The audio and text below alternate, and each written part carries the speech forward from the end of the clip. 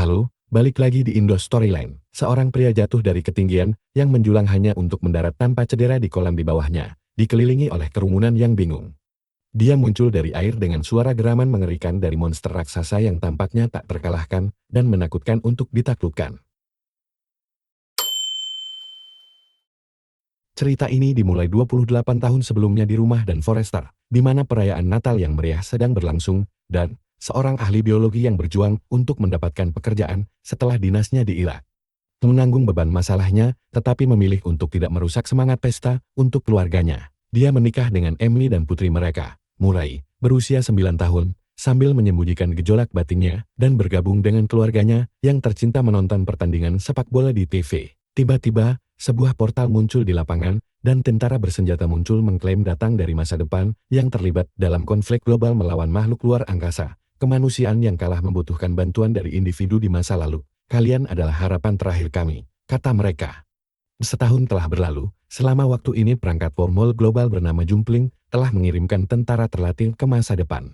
Namun, kurang dari 20% dari mereka yang selamat dari perang melawan White Speakers dan kemenangan tetap sulit diraih. Akibatnya, ada wajib militer besar-besaran dari warga sipil di semua negara meskipun ada protes anti-perang yang terus berlangsung di seluruh dunia.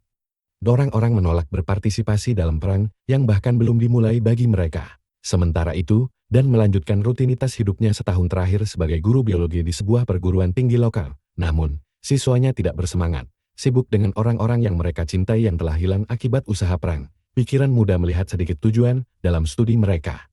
Di tengah pelajaran, Dan menerima surat panggilan wajib militer yang disertai dengan gelang elektronik yang dipasang secara beda untuk melacak lokasinya dan mencegah penghindaran. Dengan perasaan tidak tenang, Dan melanjutkan pemeriksaan medisnya, diikat ke kursi dengan tangannya dimasukkan ke dalam perangkat futuristik yang mengungkapkan bahwa dia hanya memiliki 7 tahun lagi untuk hidup dalam keadaan alami bersama dengan layanan sebelumnya di Irak.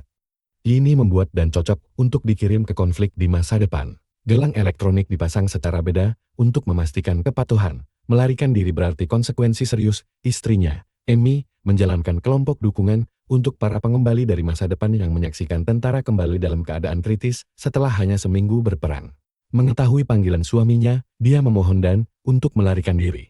Tetapi melepaskan perangkat itu membutuhkan bantuan dari ayah Dan yang terasing, James, seorang mantan tentara yang menyimpan dendam mendalam terhadap otoritas Amerika. Dan yang tidak bisa memaafkan ayahnya karena meninggalkannya saat kecil, meluapkan kebencian masa kecilnya. James, yang menjelaskan kepergiannya sebagai akibat dari trauma pasca perang, menghadapi penolakan Dan untuk berempati, yang membuat Dan tetap mempertahankan perangkat itu. Pulang ke rumah, Dan mengucapkan perpisahan penuh perasaan kepada keluarganya sebelum menuju ke pangkalan militer. Para rekrutmen menjalani pelatihan singkat, di mana Dan bertemu dengan rekan-rekan masa depannya, Charlie, seorang peneliti energi geotermal, dan Dorian, seorang veteran perjalanan waktu. Charlie curiga bahwa hanya mereka yang dianggap tidak mungkin bertahan hingga tahun 2051 yang dikirim untuk menghindari paradoks temporan. Batasan perjalanan waktu dibahas. Tentara hanya bisa melakukan perjalanan ke masa depan 30 tahun ke depan tanpa ada kemungkinan untuk kembali ke masa lalu. Jika kemanusiaan hancur, musuh alien yang dikenal sebagai White Speakers tetap menjadi misteri untuk menghindari menanamkan ketakutan pada rekrutmen. Di tengah malam, sinyal darurat tiba dari masa depan. Tentara sangat dibutuhkan untuk mempertahankan laboratorium terakhir yang mempelajari White Speakers. Makhluk-makhluk mengerikan ini telah menemukan laboratorium itu dan bertujuan untuk menghancurkan semua spesimen di dalamnya. Dan para wajib militer lainnya ditarik ke dalam medan magnet teleportase yang melemparkan mereka ke dalam 7 hari bertahan hidup dan pertempuran di masa depan yang penuh bahaya. Kerusakan pada mesin membuat para wajib militer jatuh dari ketinggian di atas Miami masa depan. Sekitar 3 km di udara, penurunan itu sangat fatal dan tidak semua orang selamat dari jatuhnya. Beruntung, Dan mendarat di kolam atap gedung tinggi, di mana dia membantu Charlie sebelum menilai lingkungan sekitar kota yang hancur. Komandan mereka menghubungi anggota kelompok Dan yang selamat, merencanakan untuk membersihkan kota dari White Speakers melalui pemboman yang akan segera terjadi. Misi mereka adalah mencapai laboratorium terakhir yang utuh, mengevakuasi para ilmuwan yang menjaga spesimen penting, dan keluar sebelum pemboman dimulai. Memasuki laboratorium, mereka dihadapkan dengan pemandangan yang mengerikan. Duri White Speakers berserakan di mana-mana, meskipun tindakan impulsif Durian mengumpulkan bagian-bagian White Speakers. Kenyataan pahit menetap bahwa para ilmuwan tidak bisa diselamatkan.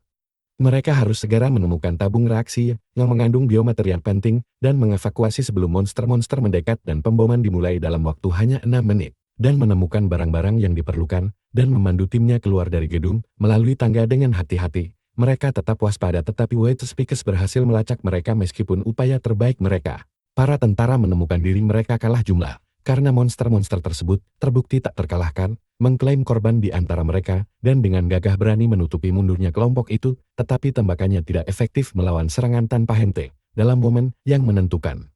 Dorian melangkah maju untuk membantu komandan, dipersenjatai dengan pengetahuan penting tentang kelemahan White Speakers, yaitu di bawah perut mereka. Para tentara berhasil melarikan diri dari gedung, tetapi White Speakers terus mengejar mereka. Tepat saat tim dan mulai merasa lega atas kedatangan kelompok evakuasi, monster-monster tersebut melancarkan serangan terhadap para penyelamat, membuat kendaraan mereka tidak dapat digunakan.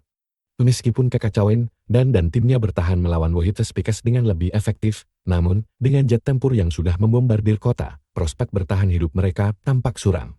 Tetapi perhatian dan melampaui dirinya sendiri, dia bertekad untuk menyelamatkan semua tentara. Meskipun mengalami kerugian besar, tim tersebut berhasil lolos dengan susah payah.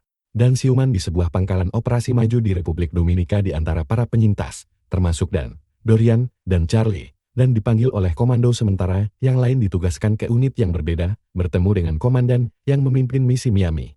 Dan terkejut mendapati putrinya yang sudah dewasa, Murray, yang memimpin. Sementara Murray mengungkapkan rasa terima kasih atas keberanian dan dalam misi tersebut. Ada ketidaknyamanan yang mendasari dalam reuni mereka. Sebagai seorang kolonel yang fokus pada penelitian biologi, Murray tidak punya banyak waktu untuk sentimentalitas, terutama dengan umat manusia yang menghadapi kepunahan yang akan datang. Meskipun memiliki alasan kuat untuk membawa ayahnya ke masa depan, Murray belum mengungkapkannya saat ini. Murray menyimpan rahasia itu untuk sementara waktu. Murray menunjukkan kepada Dan gambar dari Queen White Speake yang jauh lebih berbahaya daripada yang jantan dan bersarang di bawah tanah. Meskipun Murray telah mengembangkan racun untuk mengeliminasi yang jantan. Menemukan solusi untuk yang betina tetap sulit, dia membentuk tim untuk menangkap ratu dengan tujuan mengembangkan racun untuk menetralkannya sebagai harapan terakhir kemanusiaan, dan diundang untuk bergabung dalam perburuan tersebut.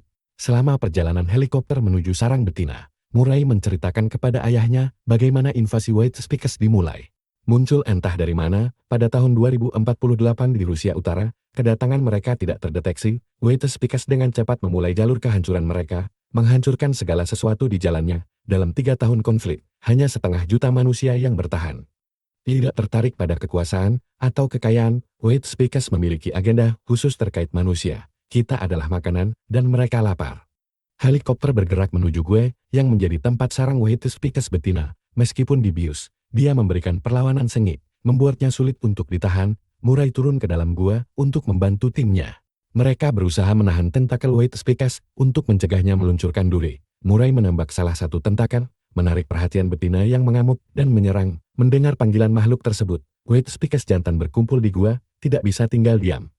Dan melanggar perintah untuk tetap di helikopter dan bergegas masuk ke dalam pertempuran. Di dalam gua, waktu kedatangan Dan sangat tepat. White Speakers betina siap meluncurkan duri ke arah Murray dan menyerangnya, dan campur tangan tepat waktu, mengalihkan tentakel dari putrinya dan bertarung sengit dengan makhluk itu. Akhirnya mereka berhasil menaklukkan betina dan mengurungnya dalam kandang, dengan cepat mengangkutnya sebelum White Speakers jantan yang mendekat dapat mengganggu. Melihat sebuah humvee, Murray dan melawan White Speakers dan melarikan diri. Setelah mencapai pantai, mereka menemukan tempat perlindungan dan memberi sinyal untuk helikopter. Murray terlihat tidak senang dengan ketidakpatuhan Dan yang telah diperintahkannya untuk tetap di helikopter. Dalam momen frustrasi, dia mengungkapkan apa yang terjadi di masa hidup Dan yang belum dijalaninya. Terungkap bahwa dia meninggalkan keluarga ketika Murray baru berusia 12 tahun dan berjuang untuk menerima kenyataan ini karena dia sangat menyayangi keluarganya dan bercita-cita untuk tidak mengulangi kesalahan ayahnya sendiri. Namun, kenyataan pahitnya terungkap dan meninggal dalam kecelakaan mobil ketika Murray berusia 16 tahun. Kenyataan ini menyakitkan untuk diingat dan Murray menyimpan dendam kepada ayahnya karena telah meninggalkan mereka. Dan terdiam, helikopter membawa ayah dan anak tersebut ke platform minyak lepas pantai terakhir yang masih bertahan di laboratorium. Murray mempelajari White Speakers betina untuk menjaga ketenangannya. Dia memberikan dosis besar obat penenang setiap jam. Murray mengekstrak biomaterial dari betina dengan tujuan mengembangkan racun yang dapat menetralkannya.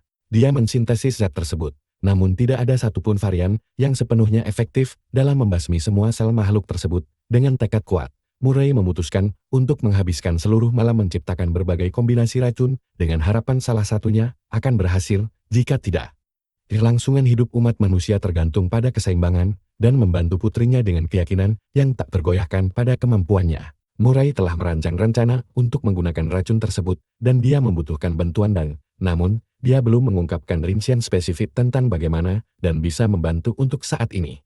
Besok menandai akhir dari 7 hari layanan dan di masa depan dan perangkat di tangannya akan otomatis mengembalikannya ke masa lalu, waktu semakin singkat untuk menyelamatkan dunia di masa depan. Saat fajar tiba, kemajuan Murray tetap kecil, meninggalkannya dalam keadaan putus asa. Akhirnya dia mengungkapkan kepada ayahnya alasan dia membawanya ke masa depan, jika dia bisa menemukan racun yang sesuai.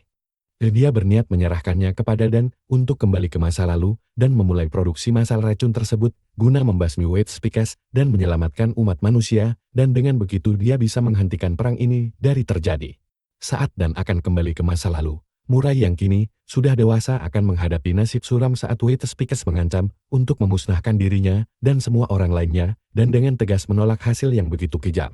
Tetapi tanpa ada pilihan lain yang terlihat, akhirnya Murray berhasil mensintesis racun ampul yang dapat membasmi Wade Speakers jantan dan betina. Namun, saat dia menyelesaikan racun tersebut, Ratu terbangun dan memanggil para jantan yang menyerbu pangkalan dari segala arah, menembus pertahanan. Di tengah kekacauan, tentara mempertahankan pangkalan sementara. Murray mengambil vial racun dengan niat untuk mengevakuasi bersama Dan melalui helikopter. Dengan hanya 8 menit tersisa hingga Dan secara otomatis kembali ke masa lalu, mereka harus bertindak cepat. Meskipun Wade Speakers berhasil masuk ke dalam gedung dan menghancurkan laboratorium, Murray dan racun berharga tersebut berhasil mencapai helikopter di tengah perlawanan sengit, melawan serangan tanpa henti dari monster-monster tersebut. Ayah dan anak tersebut mendekati keselamatan saat hitungan mundur untuk kembalinya dan ke masa lalu mencapai 4 menit. Namun, tragedi terjadi. Murray terkena duri Wade Speakers dan menopang putrinya yang terluka, membantunya mencapai helipad. Namun, ledakan membuat semua helikopter tidak dapat digunakan, membuat Murray tidak bisa melanjutkan. Dengan air mata di matanya, Murray meminta maaf kepada Dan atas semua yang dia katakan selama perjalanan penuh gejolak mereka.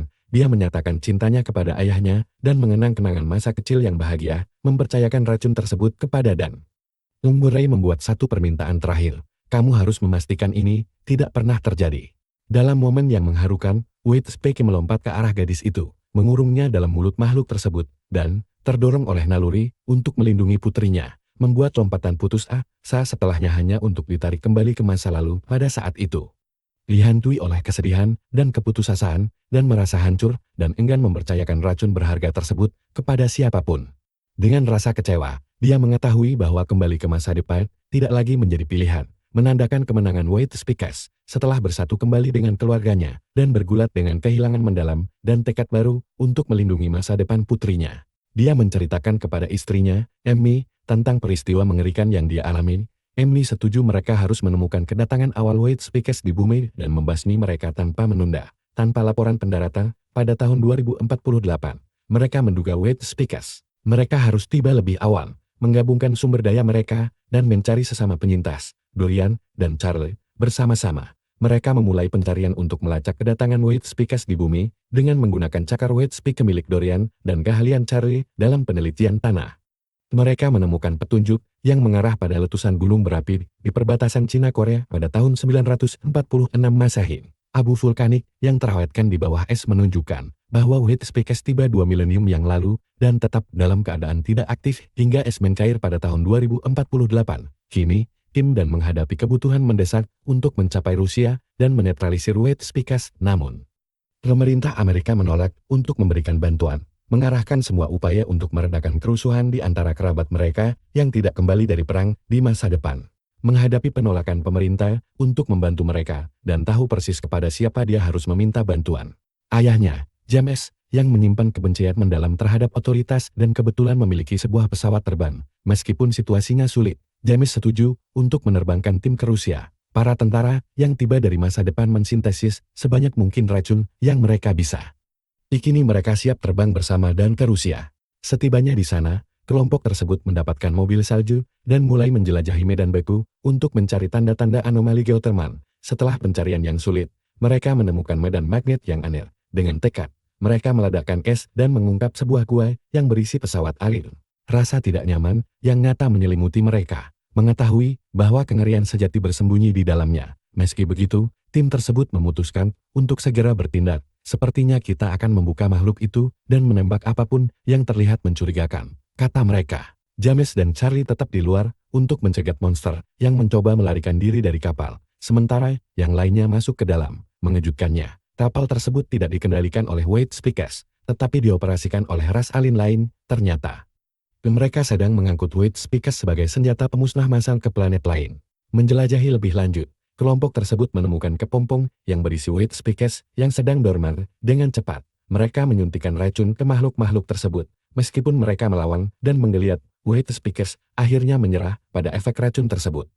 Membuat yang lainnya merasakan bahaya dan bergerak di dalam kepompong mereka. Sayangnya, teman-teman tersebut gagal mengurung mereka tepat waktu, dan beberapa berhasil melarikan diri dari kapal. James dan Charlie melawan mereka dari luar, sementara dan bergegas untuk membantu mereka membawa vial racun. Di kompartemen bawah kapal terdapat seluruh koloni Wade Speakers yang jumlahnya sangat banyak, sehingga teman-teman tersebut terpaksa bertindak.